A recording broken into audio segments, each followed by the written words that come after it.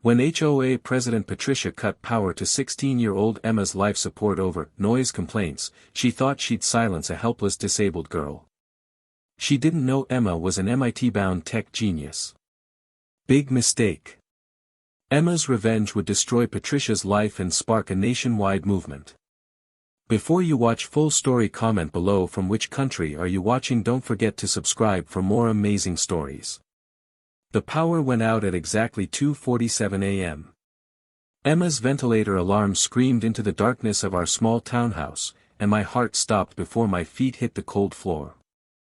I was running before I was fully awake, my hands already reaching for the backup battery I kept beside her bed.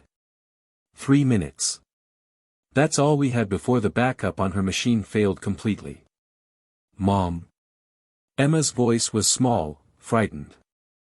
At 16, my daughter had faced more fear than most people experience in a lifetime, but the darkness still scared her. The silence scared her more. I'm here, baby. I'm right here. My fingers found the emergency battery, connected it with practiced precision.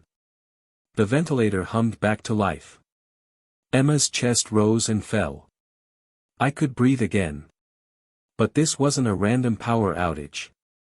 Through Emma's window, I could see every other house on our street glowing with light. Only our section of townhouses sat in darkness.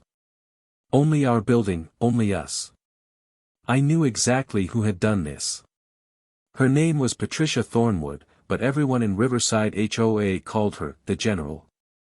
She'd earned the title through 15 years of tyrannical rule over our community, wielding the Homeowners Association rules like weapons, destroying lives with citations, fines, and violations. She'd forced the elderly Mr. Chin to repaint his house 3 times because the white wasn't standard-approved white. She'd gotten the Martinez family evicted because their children's birthday party exceeded the noise ordinance by playing music at 3 p.m. on a Saturday. But this time, she'd gone too far. This time, she'd targeted my Emma. It had started 3 weeks ago when Patricia showed up at our door, her platinum blonde hair sprayed into a helmet, her lips pressed into a thin line of disapproval. She held her iPad like a weapon, her manicured fingernails tapping against its surface. Mrs. Morrison, she'd said, not bothering with pleasantries. I'm here about the noise complaints. I'd stared at her, confused. Noise complaints, from who? Multiple neighbors have reported excessive medical equipment noise coming from your residence during overnight hours. The HOA covenant clearly states that residents must maintain reasonable noise levels at all times. My blood had run cold. You're talking about my daughter's ventilator. She needs it to breathe. Patricia's expression hadn't changed, hadn't softened even slightly. I understand you have a disabled child, Mrs. Morrison, and I sympathize. However, the rules apply to everyone equally. We cannot make exceptions, even for medical equipment.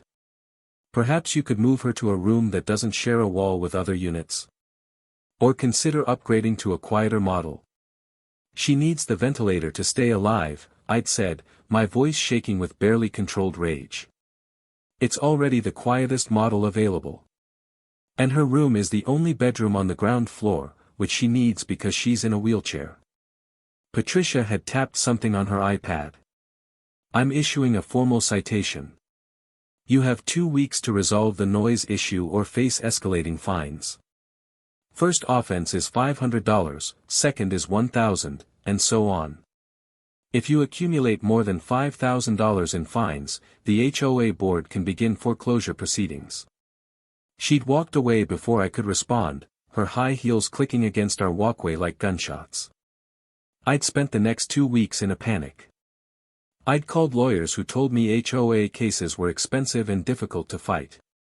I'd reached out to disability advocates who said we had a case but litigation could take years. I'd contacted the HOA board members directly, but Patricia had them all under her thumb. They'd sent form letter responses about maintaining community standards. Meanwhile, Patricia had escalated her campaign. She'd issued citations for Emma's wheelchair ramp being not aesthetically consistent with community guidelines. She'd complained that my car was parked 3 inches beyond the designated parking space boundary. She'd even tried to cite me for Emma's medical supply deliveries, claiming the boxes left on my porch for 2 hours constituted visual clutter. Then yesterday, I'd received the letter. The HOA was implementing emergency power conservation measures for units with excessive electrical usage. Our townhouse would be on a controlled power schedule starting immediately. Power would be reduced during peak hours of 2 a.m. to 6 a.m. I'd called Patricia immediately. My daughter is on life support equipment. You can't cut our power. The power won't be cut, Mrs. Morrison. Just reduced. I'm sure your daughter can manage a few hours with minimal electricity. Perhaps this will motivate you to address the noise issue more seriously. She'll die, I'd said, my voice breaking. If her ventilator loses power, she'll die. You're being overdramatic. I'm sure you have battery backups for emergencies. This is just a temporary conservation measure. Good day. She'd hung up. And now, standing in Emma's dark room at 2:47 a.m., listening to her labored breathing, I realized Patricia had actually done it. She'd cut power to a disabled child's life support equipment because she didn't like the sound of the machine keeping her alive. Something inside me broke in that moment. But something else was born too. Something cold and focused and absolutely done with being victimized. Mom. Emma's voice pulled me back. Is it her again? Emma's eyes reflected the glow of her backup monitors. My brilliant, brave, beautiful daughter who'd spent her entire life fighting just to breathe. She'd been born with a rare neuromuscular disorder that had progressively weakened her respiratory muscles. By age 12, she needed the ventilator full-time. By 14, she was in a wheelchair. But Emma's mind was perfect. More than perfect. She was a genius in ways I barely understood. While other kids played video games, Emma taught herself programming. While they scrolled through social media, she was taking online college courses in computer science. By 15, she'd earned 2 associate degrees. By 16, she'd already been accepted to MIT's early admission program, full scholarship. She deferred for a year because of her health. But Emma spent that year becoming something Patricia Thornwood would never expect, a weapon. It's her, I confirmed, my jaw tight. She actually cut our power. Emma was quiet for a long moment, and I could see the familiar look in her eyes. The look she got when she was thinking several steps ahead, seeing patterns and solutions that were invisible to everyone else. Mom, she said slowly. I need my laptop. And I need you to keep me alive for the next 3 hours. Can you do that? Always, I whispered. What are you planning? A small, cold smile crossed Emma's face. It was a smile I'd never seen before. Patricia Thornwood thinks she can use systems and rules to hurt people. She thinks she's smart because she knows how to manipulate bureaucracy. But she's never met anyone who actually understands how systems work. How they really work. Emma, what are you going to do? I'm going to teach her that you don't wage war against someone who lives on the internet. You especially don't wage war against someone who has nothing to lose and 16 years of rage to focus. I brought Emma her laptop, my hands shaking. I should have stopped her. I should have been the adult, the one who told her that revenge was wrong, that we'd find a legal way to fight this. But I didn't. Because Patricia Thornwood had tried to kill my daughter, had knowingly cut power to life support equipment. And I wanted her to pay. Emma's fingers flew across her keyboard, her face illuminated by the screen's glow. I stayed beside her, monitoring her ventilator, her oxygen levels, her heart rate. Every beep and alarm made my stomach clench. The backup battery would last 6 hours if we were lucky. Maybe 5. First things first, Emma murmured. Let's see what our friend Patricia has been up to online. I watched as strings of code scrolled across Emma's screen, meaningless to me but clearly purposeful to her. She pulled up Windows, ran programs, typed commands that looked like a foreign language. "Oh, Patricia," Emma said softly. "You really should have used different passwords for your email and your shopping accounts. How did you?" "People are predictable, Mom. Her email is on the HOA website.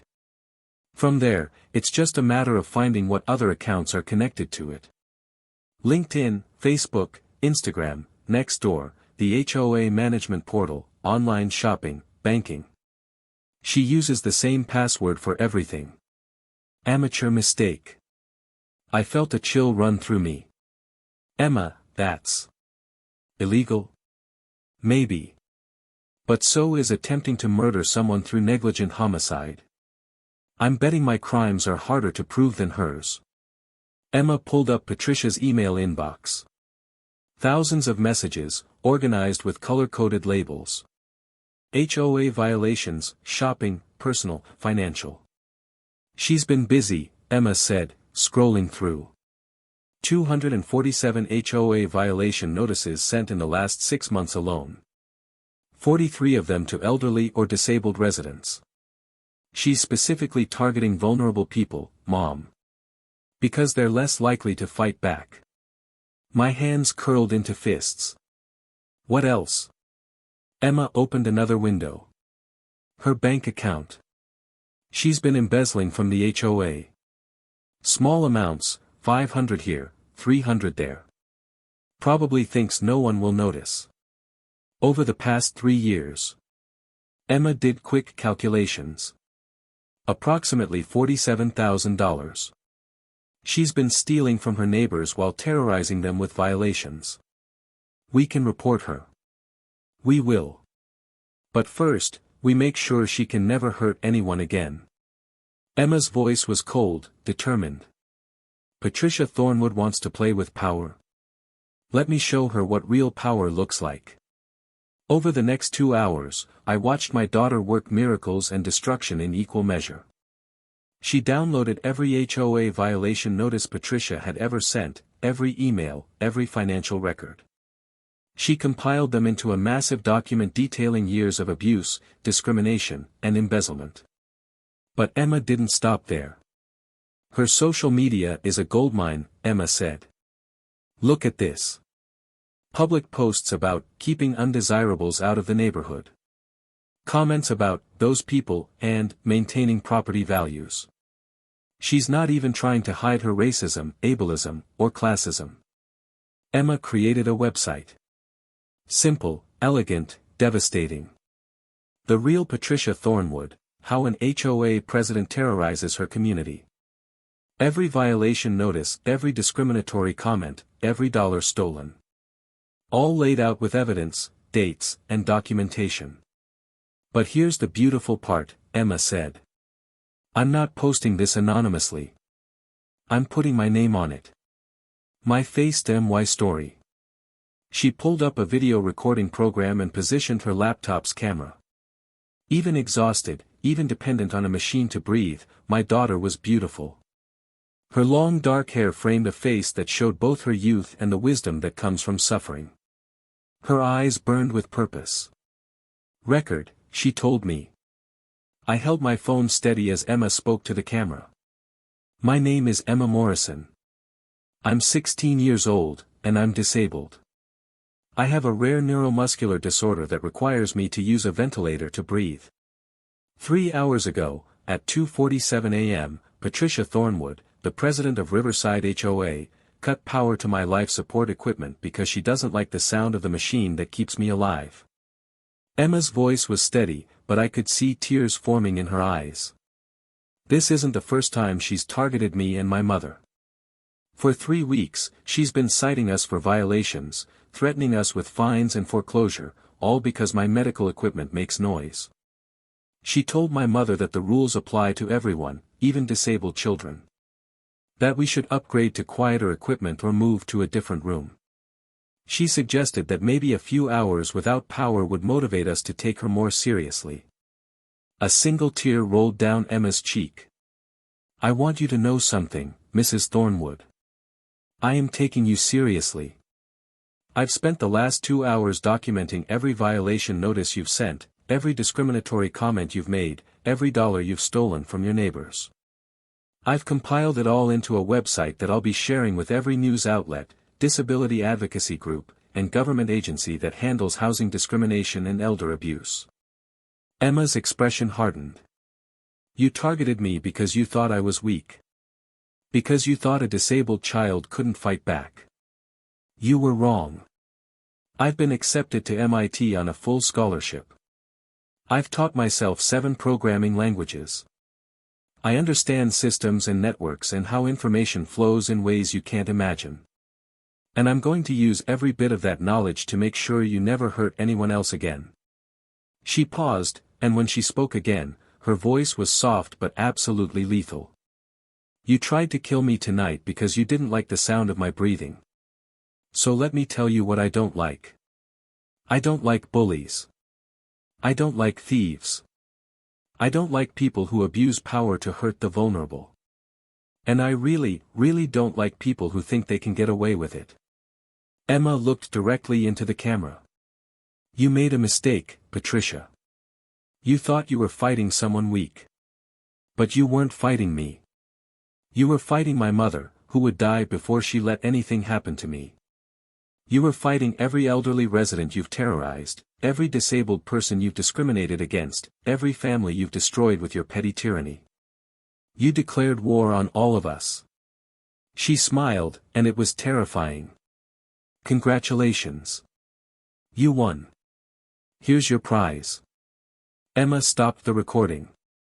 Her hands were shaking now, exhaustion and emotion finally breaking through. I grabbed her hand, squeezed it tight. I'm so proud of you, I whispered. I'm not done yet. Emma uploaded the video to YouTube, Vimeo, TikTok, Facebook, Instagram, and Twitter.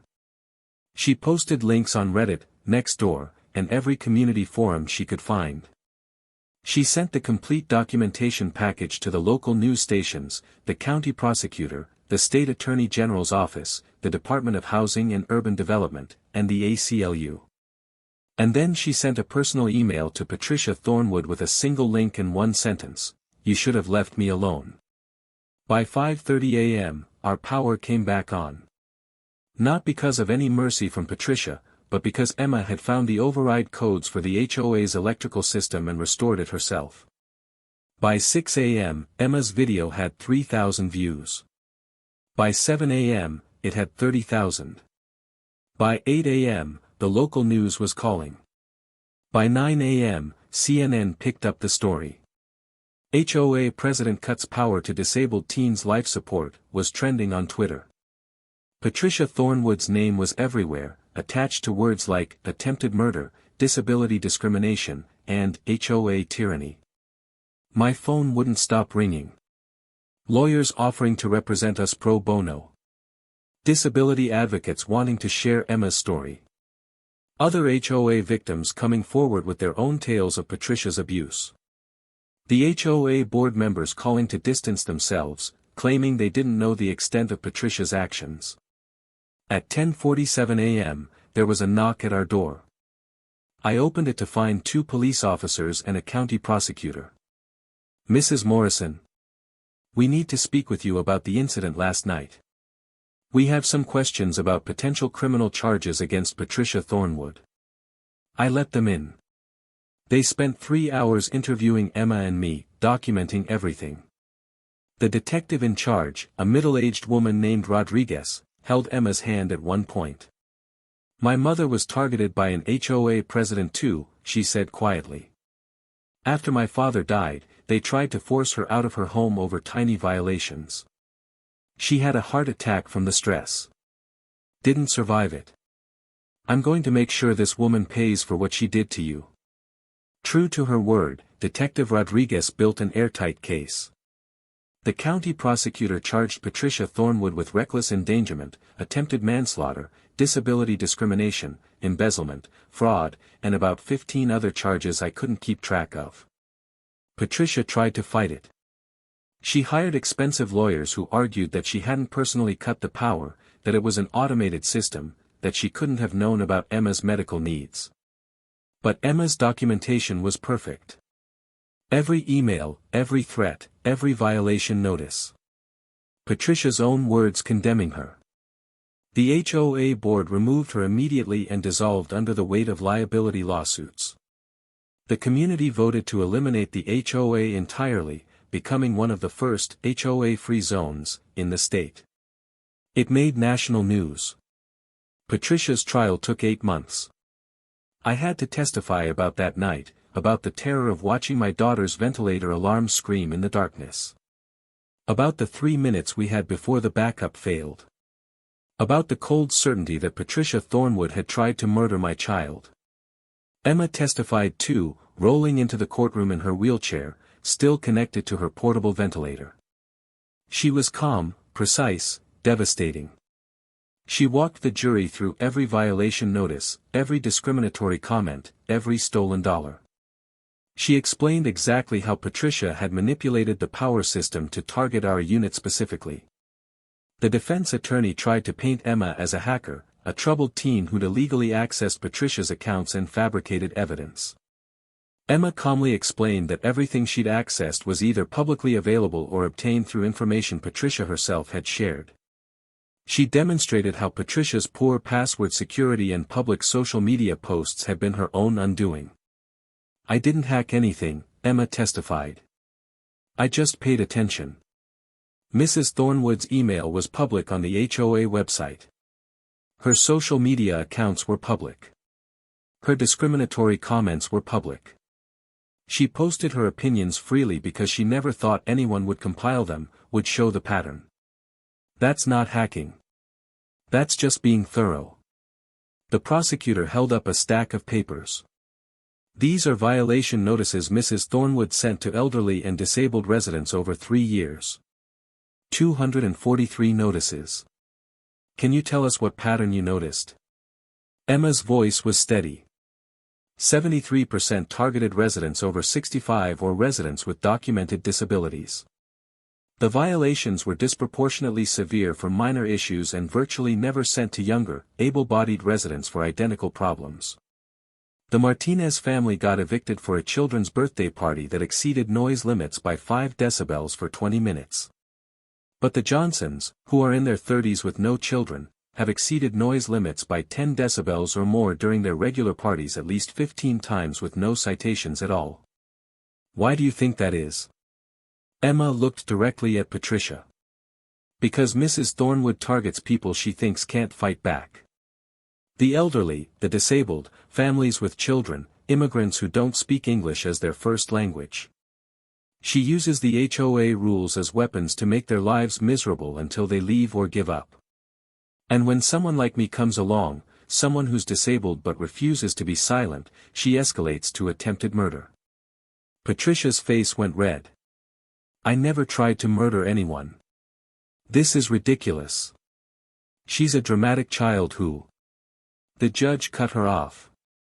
Mrs. Thornwood, you'll have your chance to testify. Sit down. But Patricia didn't testify. Her lawyers advised against it, knowing Emma's documentation would shred any story she tried to tell. The jury deliberated for 3 hours. They found Patricia Thornwood guilty on all charges. At sentencing, the judge was harsh. Mrs. Thornwood, you were given a position of trust in your community. Instead of serving your neighbors, you terrorized them.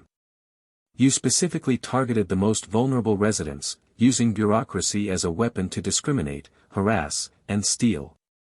And when a disabled child's medical needs inconvenienced you, you endangered her life without a second thought. The judge looked at Emma. This young woman nearly died because you decided the sound of her breathing annoyed you. She has accomplished more in her 16 years, facing obstacles you could never imagine, than you have in your entire privileged life. And when you tried to silence her, she found her voice in ways that have already changed lives across this country. The judge turned back to Patricia. I'm sentencing you to 8 years in prison with no possibility of parole for the first 4 years. You'll also pay full restitution of the embezzled funds plus damages to every resident you targeted.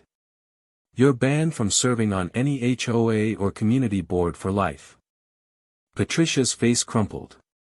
She tried to speak, but nothing came out. Additionally, the judge continued, I'm recommending your case be used as a training example for HOA regulations and disability rights law.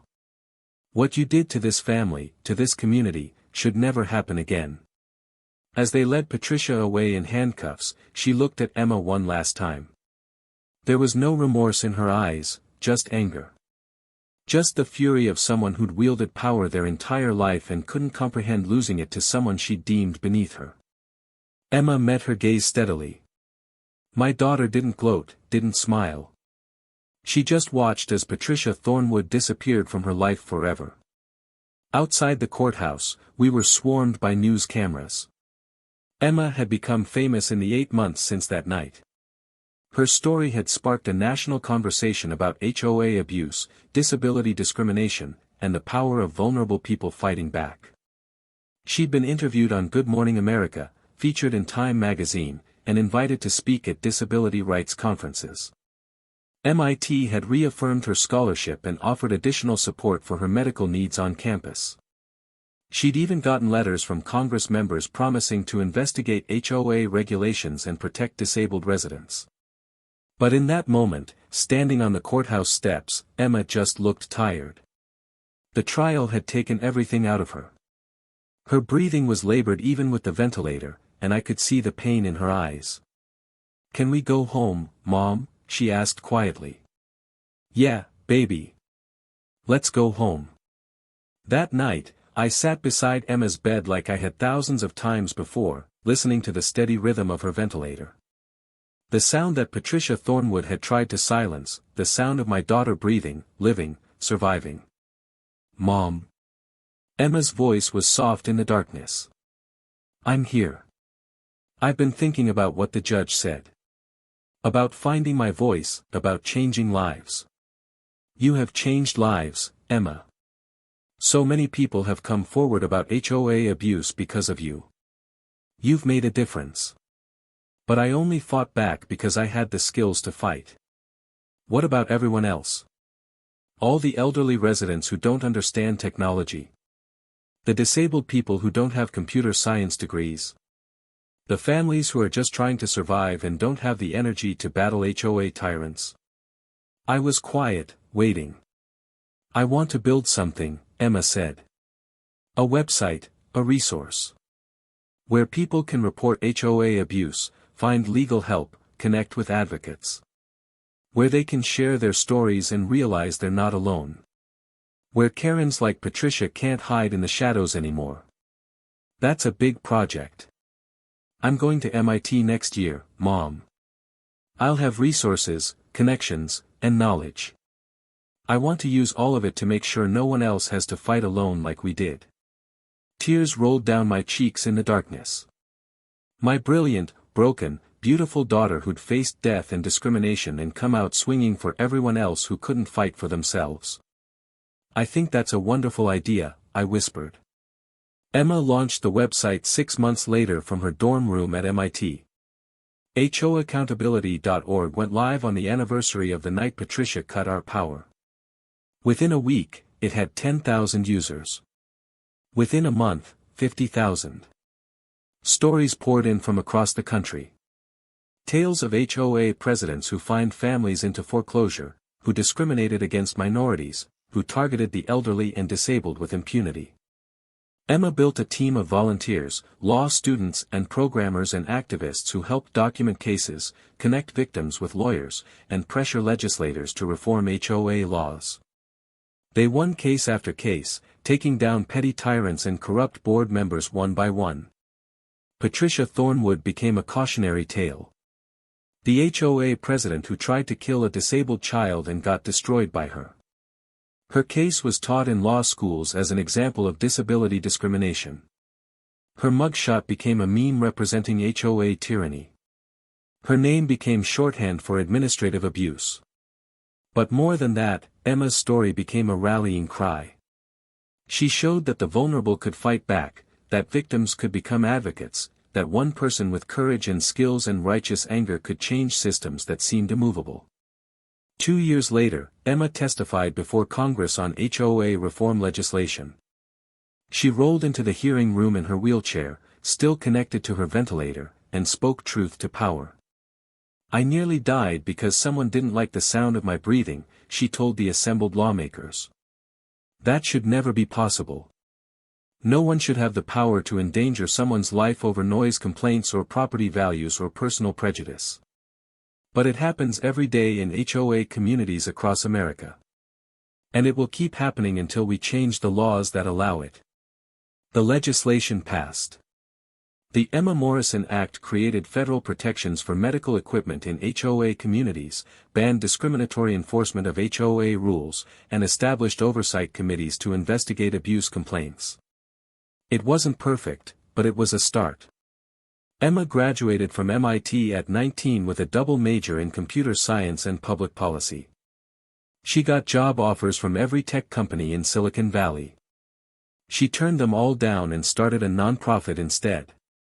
The Morrison Foundation for Community Justice focused on legal advocacy for HOA abuse victims, technology solutions for documenting discrimination, and policy reform to protect vulnerable residents.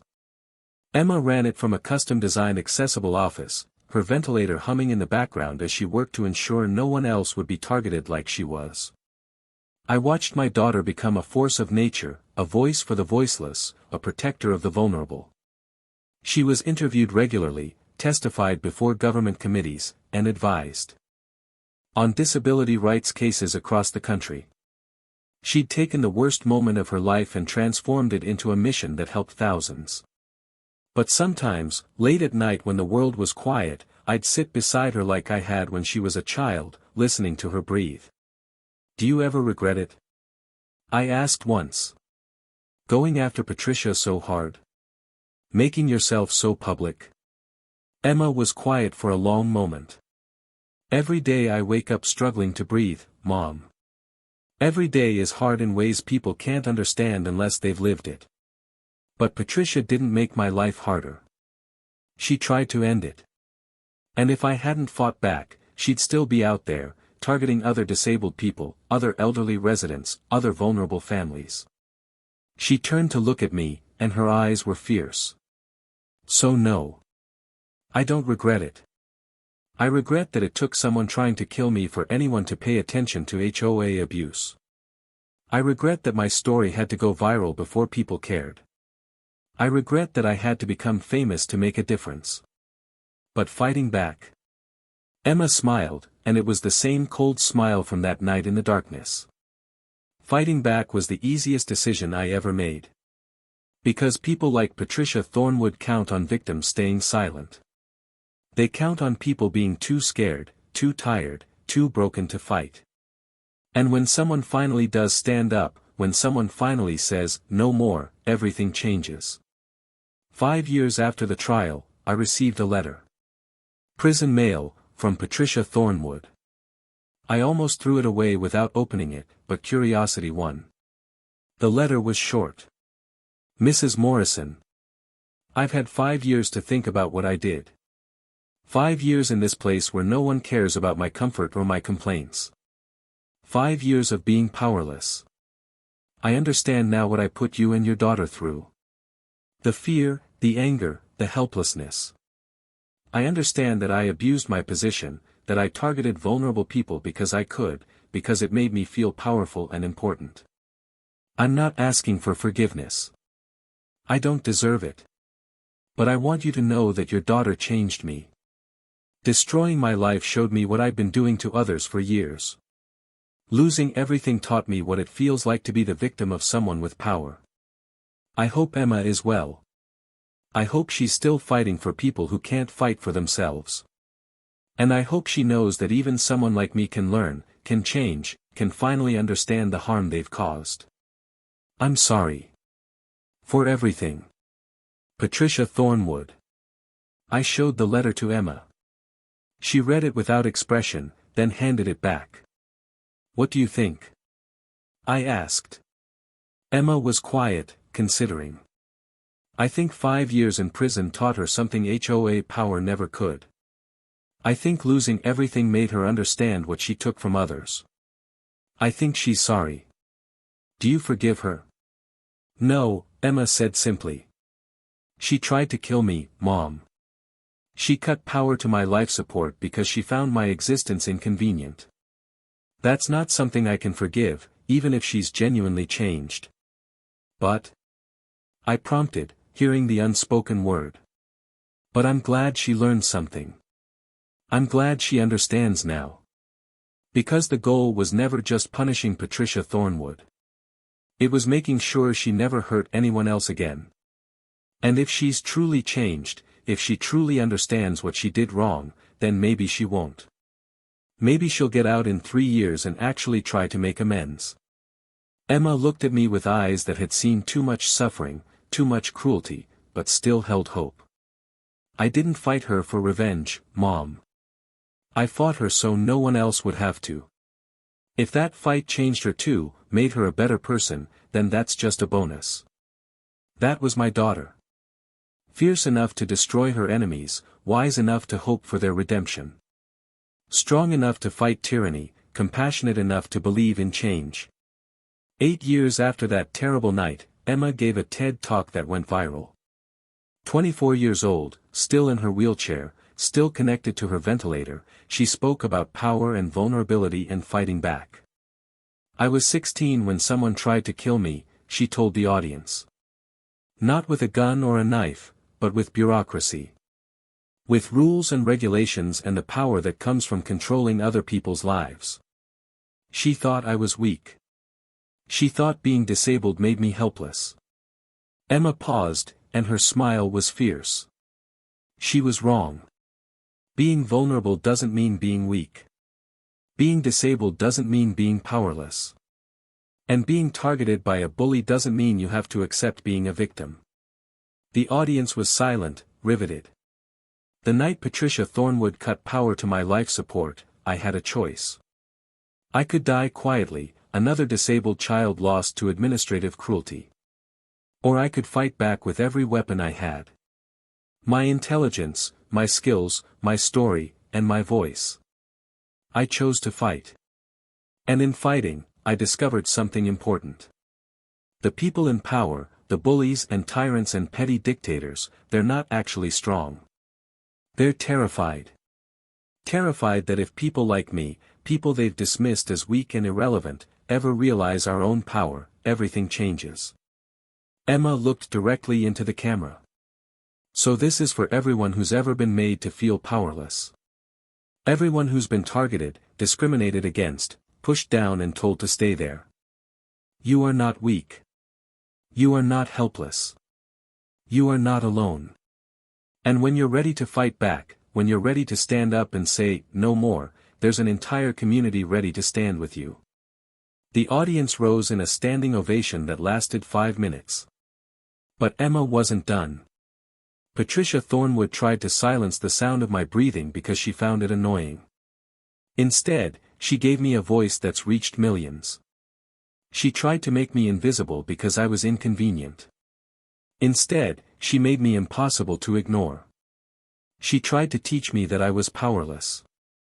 Instead, she taught me exactly how powerful I really am.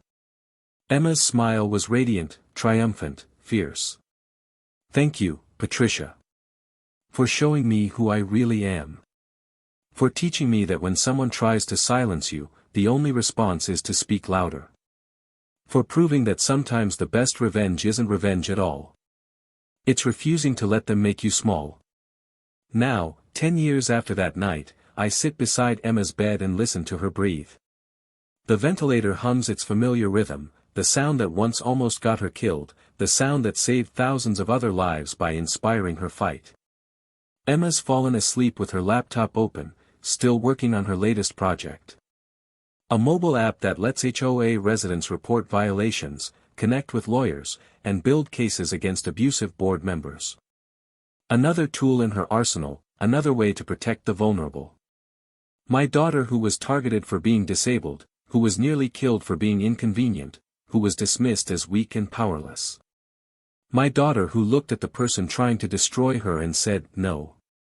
My daughter who turned her pain into purpose and her suffering into salvation for thousands. I watch her chest rise and fall, supported by the machine she's turned into a symbol of resistance. I think about Patricia Thornwood in prison, learning too late what it means to be powerless. I think about all the people Emma has helped, all the lives she's changed, all the tyrants she's taken down. And I think about that moment 10 years ago, standing in the darkness with my hand on Emma's ventilator, feeling the terror of a mother who might lose her child. Patricia Thornwood thought she was fighting a disabled teenager and her desperate mother. She thought she held all the power, all the control, all the weapons. She was wrong. She wasn't fighting Emma Morrison, tech genius and disability advocate and voice for the voiceless. She wasn't even fighting me, a mother who would burn the world down to protect her child. She was fighting everyone she'd ever hurt, everyone she'd ever dismissed, everyone she'd ever made feel small and powerless and invisible. She was fighting an idea that the vulnerable could fight back, that victims could become victors, that the sound of one disabled girl breathing could become a battle cry for thousands. And she lost. Completely, utterly, definitively. Emma stirs in her sleep, and I reach out to brush hair from her face. My brilliant warrior daughter who took the worst moment of her life and transformed it into a movement. Who turned attempted murder into advocacy, discrimination into determination, suffering into strength. The ventilator hums on, steady and strong. The sound of Emma breathing, the sound of life persisting despite all attempts to silence it, the sound of power that doesn't come from position or authority or control over others. The sound of someone who refused to die quietly, who refused to be a victim, who refused to let a HOA psycho Karen have the last word. In the end, Patricia Thornwood learned that true power doesn't come from rules and regulations. It doesn't come from positions and titles. It doesn't come from making others feel small. True power comes from refusing to be silent when someone tries to silence you.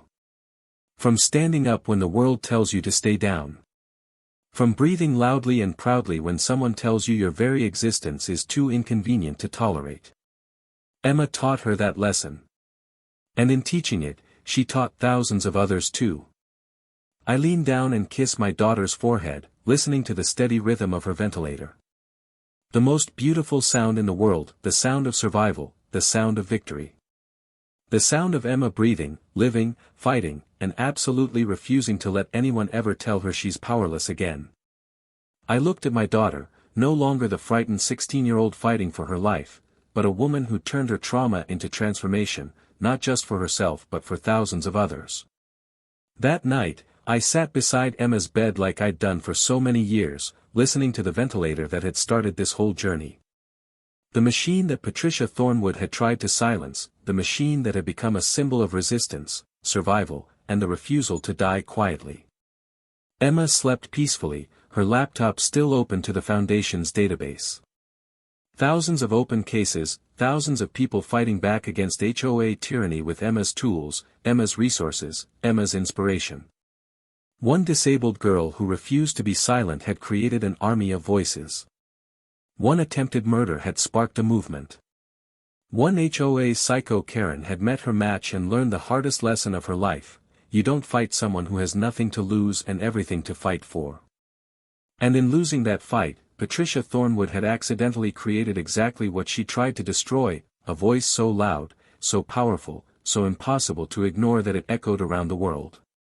The sound of Emma breathing, the sound of justice, the sound of power that doesn't come from controlling others, but from refusing to let others control you. The most beautiful sound in the world.